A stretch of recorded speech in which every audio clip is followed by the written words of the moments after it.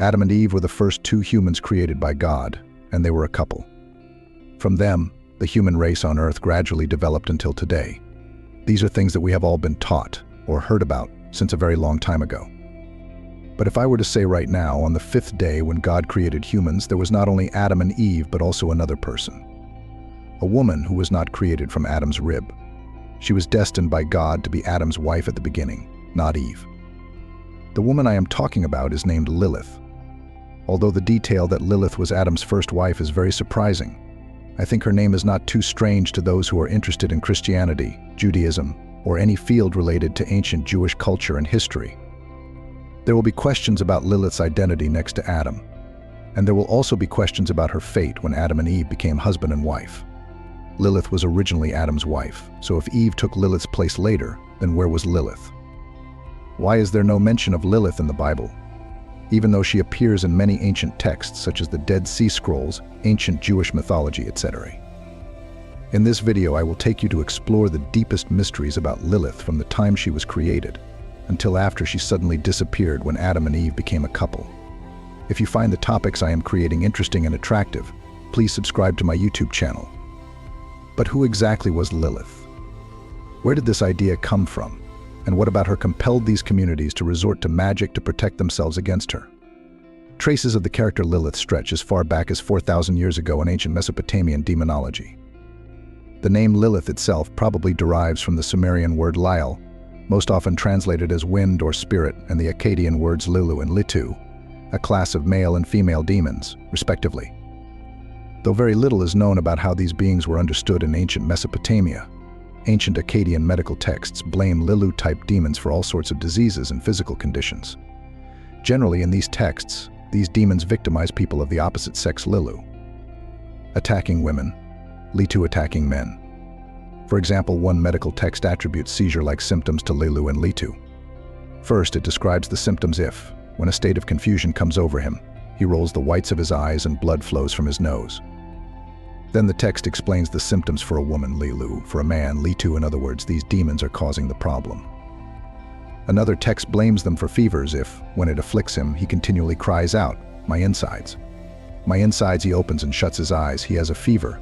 The tips of his fingers and toes are cold, and if you try to make that patient talk, he does not answer. It attributes the symptoms to the hand of Lilu. Other ancient Mesopotamian texts suggest that Lilu demons were believed to be the unhappy ghosts of young men and women who died prematurely and were thus doomed to wander the earth unfulfilled. These texts especially focus on young women who died before having sex or before having children, and thus terrorize young men in this limbo state. One text reads, "Slips in a man's window, young girl not fated to be married, a young woman who was never impregnated, a young woman whose garment pin a good man never loosened." The mention here of maiden Lilith apparently refers to a type of unhappy, wandering spirit associated with negative sexuality. Here, the reference to the demonic figure slipping in through a man's window suggests that they were considered a type of succubus, a female demon who seduces, traps, and has sex with men while they're asleep. Scholar Elise argues that these demons were demonic personifications of sexual envy, the unhappy ghosts of people who never found sexual satisfaction while alive. So it follows that the ritual strategy to deal with these spirits was to perform symbolic marriages. Rituals called for making figurines of a male and female Lilith demon, and then performing a marriage between the two figurines. This ritual aimed to cause the two demons to lose interest in their human victims. In the past, scholars argued that the so-called Burney relief, a Babylonian representation of a female divine figure, actually depicts Lilitu. However, most now believe that it probably represents Ishtar or some other goddess. Notice how we've been talking about a type or category of demon, not a single entity named Lilith. This holds for most of her history. Only in later Jewish traditions does Lilith begin to crystallize as a distinct character in her narrative. But even in this early phase, there are named figures that seem to have influenced the later development of the singular figure of Lilith. An epic poem called Gilgamesh and the Hulapu Tree, which dates to around 2000 BCE, seems to refer to a female demon named Lilitu, though scholars dispute the translation. What's more widely accepted is that Lilith was inspired by the Mesopotamian demonic goddess Lamashtu, known for attacking infants and women during childbirth. Archaeologists have discovered dozens of amulets from ancient Mesopotamia designed to protect people from Lamashtu. She is often depicted with animal and human features, sometimes with a lion or bird's head, covered in feathers with talons for feet. Many of the incantations specifically highlight the threat that she presents to birthing mothers and newborns. An old Assyrian Lamashtu incantation regarding stillbirth says, "She is fierce, fearsome, divine, the daughter of Anu. She is a she-wolf. She intercepts the running youth. She utterly smashes the tiny ones." So in this earliest layer of Lilith's history, we find a strong focus on the dangers of childbirth and infancy, which were among the most dangerous phases of life in antiquity, though reconstructing precise stats from antiquity is challenging. The Assyriologist Jonathan Vool estimates that infant mortality was around 20 to 30% in the pre-modern period. Maternal mortality undoubtedly was high as well. Lilu demons and Lamashtu arose to personify these deep-seated fears, embodying anxieties about the most vulnerable people in the most perilous moments of human existence. Lilith, in later Jewish mythology, appears to be a composite of these figures and anxieties, blurring the baby-snatching role of Lamashtu with the negative sexuality of the ghostly Lilu spirits. So how do we go from ancient Mesopotamian demonology to Lilith as we know her today? In ancient Jewish mythology, the story of Lilith as Adam's first wife actually has no basis in the Hebrew Bible. The word Lilith does appear in the Hebrew Bible, but only once a single mention in Isaiah 34. Quoting from Isaiah 34 Nab, "Her nobles shall be no more, nor shall kings be proclaimed there. All her princes are gone. Her castles shall be overgrown with thorns, her fortresses with thistles and briars. She shall become an abode for jackals and a haunt for ostriches. Wildcats shall meet with desert beasts. Satyrs shall call to one another, there shall the Lilith repose, and find for herself a place to rest. There the hoot owl shall nest and lay eggs, hatch them out, and gather them in her shadow. There shall the kites assemble. None shall be missing its mate. Look in the book of the Lord and read. No one of these shall be lacking, for the mouth of the Lord has ordered it, and his spirit shall gather them there. It is he who casts the lot for them, and with his hands he marks off their shares of her. They shall possess her forever, and dwell there from generation to generation." In this chapter, the God of Israel wreaks vengeance on the neighboring kingdom of Edom, turning it into a wasteland. Verse 14 paints a picture of the devastation, a desolate land inhabited only by wild animals and demonic creatures. Wildcats shall meet with hyenas. Goat demons shall call to each other. There also Lilith shall repose and find a place to rest. The text doesn't offer any more detail apparently. The audience knew enough about Lilith that the author didn't need to explain further. But reading between the lines, Lilith seems to be a wilderness demoness of some sort, or at least a demon who's comfortable hanging out in a barren wasteland. However, the actual translation here is disputed. Some scholars argue that the word Lilith here is not the proper name of a specific demon. Like the Lilitu of ancient Mesopotamia, it refers to a type or class of demon and thus should be translated as the Lilith, lowercase. Others argue that Isaiah 34:14 does not refer to a demon at all, but rather some sort of nocturnal creature or bird, like an owl. We see this disagreement play out in different translations. The NIV translates the word as night creatures, the ESV as night bird, and the KJV as screech owl, though the NRSV translation generally reflects the majority position among scholars. It's worth mentioning that the supernatural translation caught on very early. When the Hebrew Bible was translated into Greek, the ancient Greek translators rendered the word Lilith as a type of centaur, and the Latin translation of the verse translated Lilith as Lamia, a baby-killing monster in Greco-Roman mythology. So while there is a great deal of uncertainty about this passage today, at least in antiquity, this verse was assumed to refer to a supernatural creature of some sort, if not a demon specifically. In rabbinic literature, Lilith is variously depicted as the mother of Adam's demonic offspring following his separation from Eve, or as his first wife.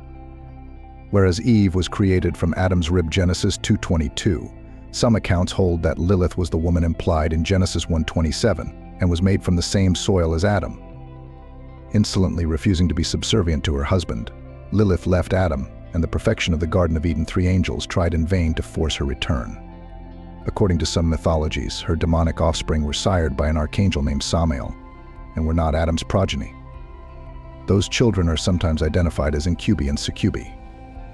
Throughout the Bronze and Iron Ages, we get glimpses of a type of child-killing, anti-fertility, anti-maternal female demon, sometimes conceptualized as a singular entity like Lashu. This figure finds its way into the demonology of Second Temple Judaism. For example, Lilith specifically and Liliths generically appear in the Dead Sea Scrolls. The Dead Sea Scrolls contain one indisputable reference to Lilith in Songs of the Sage 4Q 510 511 Fragment 1. And I, the instructor, proclaim his glorious splendor so as to frighten and to terrify all the spirits of the destroying angels, spirits of the bastards, demons, Lilith, howlers, and desert dwellers, and those which fall upon men without warning to lead them astray from a spirit of understanding and to make their heart and their desolate during the present dominion of wickedness and predetermined time of humiliations for the sons of Lig HT. By the guilt of the ages of those smitten by iniquity not for eternal destruction, Booty for an era of humiliation for transgression. Check out this exorcism. Him and I, the sage, sound the majesty of his beauty to terrify and confound all the spirits of destroying angels and the bastard spirits, the demons and Lilith here. God is called upon to ward away a parade of evil spirits. Bastard spirits is likely a reference to the offspring of angels and humans, as described in the Book of Enoch. Lilith makes an appearance as a singular entity, but with little detail revealing how the Dead Sea Scrolls community conceptualized her. Other scrolls show that some ancient Jews continued to view Lilith as a type of demon as well. For example, if you look up Isaiah 34:14 in the Great Isaiah Scroll found at Qumran, you'll find the plural Lilith, which suggests a generic category of demon rather than a specific being.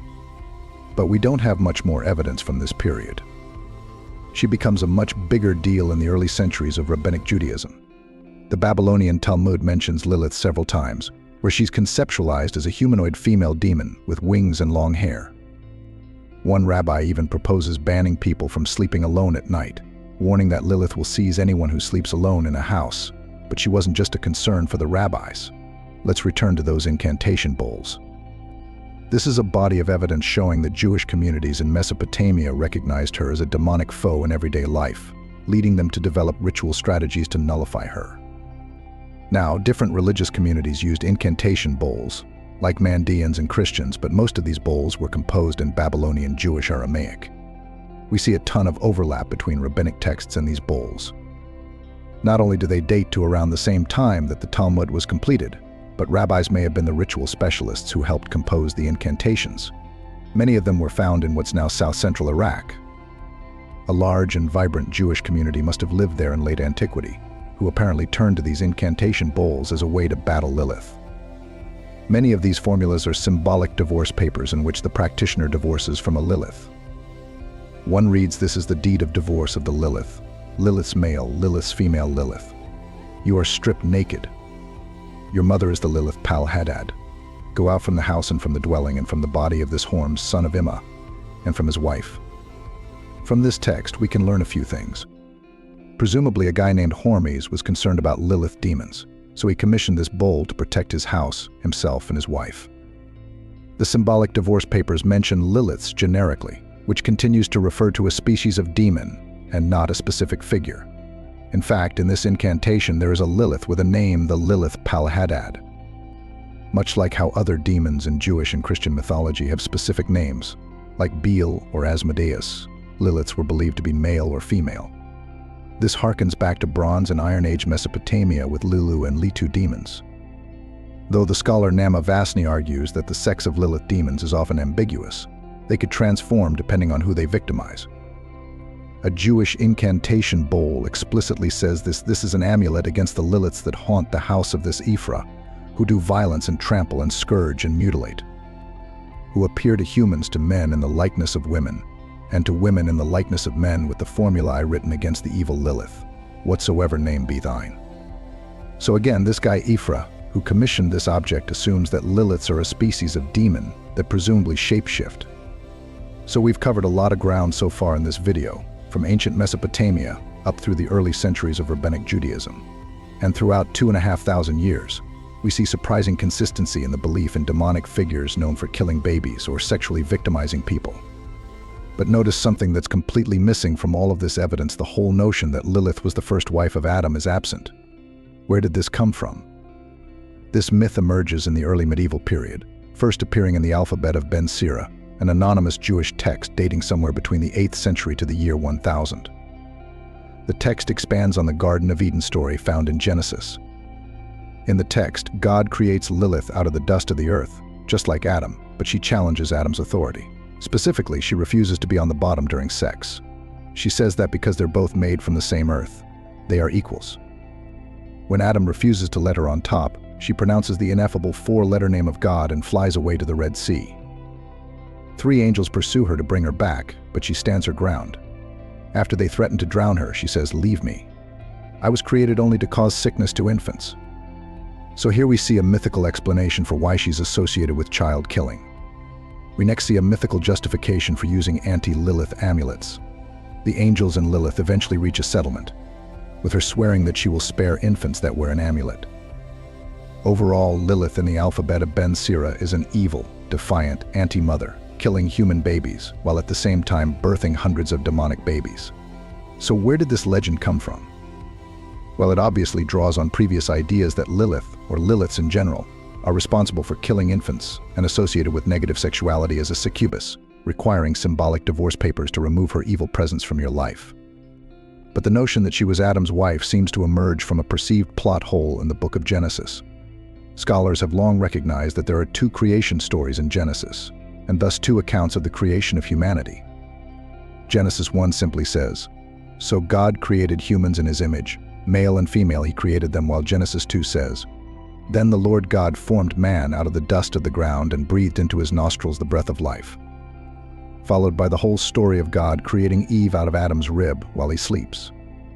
Some Jewish scholars must have recognized that these are 2 creation myths and attempted to harmonize them by saying that they describe the creation of 2 different women, the first being Lilith and the second being Eve. I'd argue that this version of Lilith is the best-known version to modern audiences, but her identity continued to evolve in Jewish mythology in the following centuries. Later in the medieval period, she became very prominent in the Jewish mystical tradition known as Kabbalah. Now, there are several myths about Lilith in Kabbalistic texts, but one notable mythological development is to pair her with the evil figure Samael, a somewhat similar figure to Satan in Christianity. In this mythological narrative, Samael is not a second husband after Adam, but rather her original primordial mate. In the words of the scholar of Jewish mysticism, Joseph Dan, this created a kind of parallelism between Adam and Eve, and Lilith and Samael. But perhaps the most dramatic transformation in her history happened not all that long ago.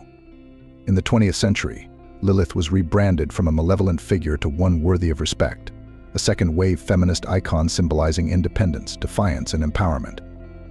In 1976, a group of Jewish women founded a magazine that aimed to be a Jewish alternative to secular feminist publications, with a mission to amplify Jewish feminist voices and to be a feminist changemaker in and for Jewish communities.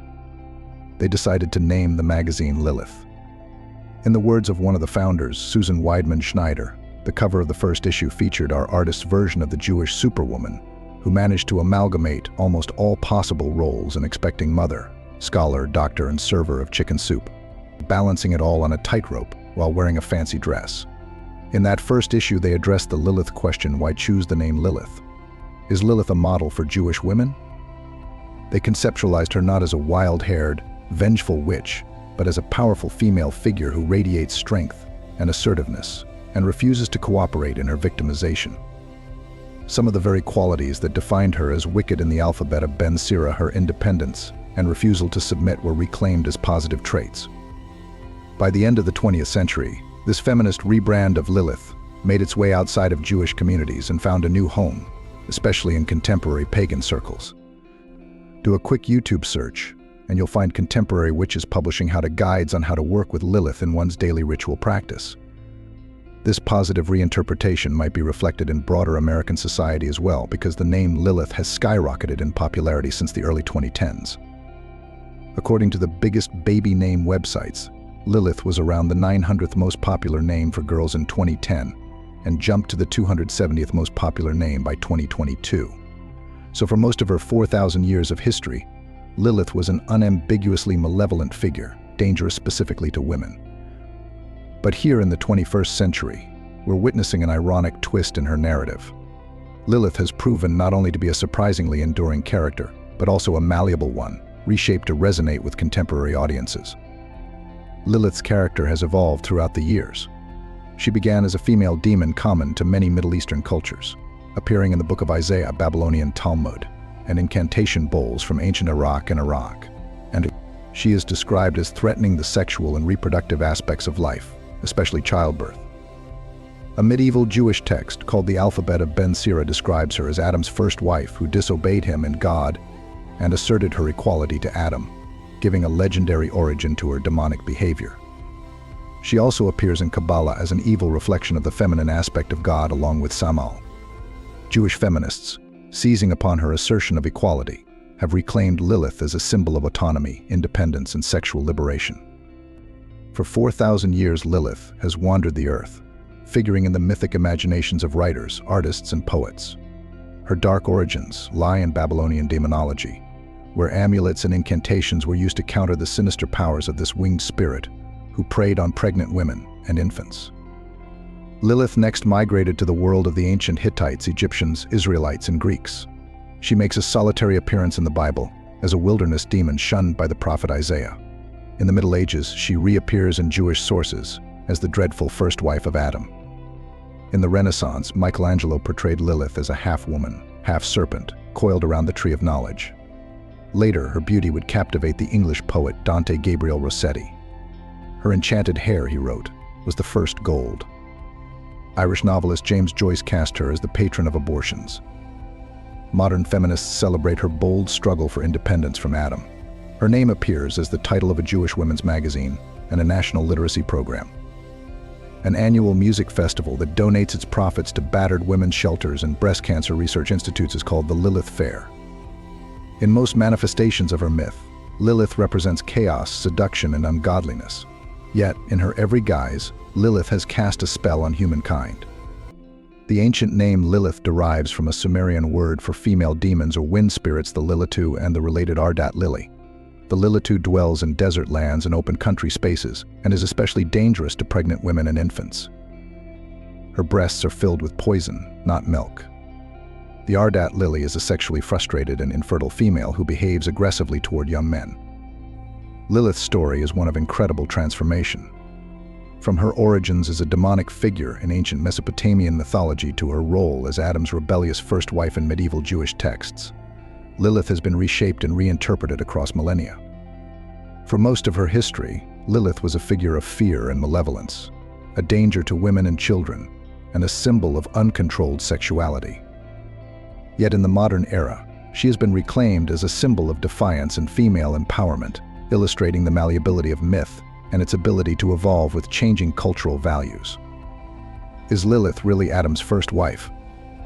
According to certain Jewish traditions that emerged in the medieval period, yes. However, this is a relatively late development in her story, one that seeks to reconcile different creation myths in Genesis. Ultimately, Lilith's identity is far more complex than any single interpretation, and her enduring appeal speaks to her power as a symbol across cultures and ages. I hope this video gives you a good overview of one of the most mysterious figures in the Bible, a figure who, although not widely recognized, has played a huge role throughout the history of the Bible, and even today. Don't forget to like this video and share it with others. Thank you for watching. See you in the next episode.